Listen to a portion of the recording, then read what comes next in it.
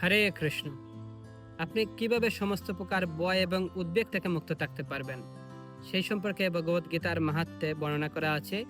গীতা শাস্ত্রম ইদম পূর্ণম যা পঠেত প্রজাত পুমান বিষ্ণু পদম বাপনুতি ভয় শোক বিবর্জিত। যে যদি কেউ প্রতিদিন শ্রীমদ্ ভগবত গীতার দিব্য উপদেশ যথাযথভাবে পাঠ করতে পারেন, তাহলে অতি সহজেই সমস্ত প্রকার ভয় এবং উদ্বেগ থেকে মুক্ত হওয়া যায়।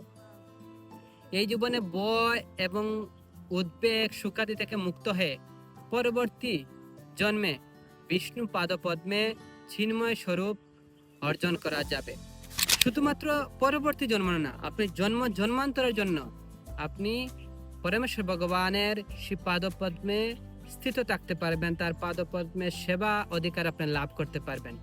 তাই প্রতিদিন যদি আমরা শ্রীমদ্ ভগবত গীতা অধ্যয়ন করি, তাহলে অবশ্যই আমরা কৃষ্ণর প্রতি যে আমাদের অনুরাগ সেটা আমরা উপলব্ধি করতে পারবো।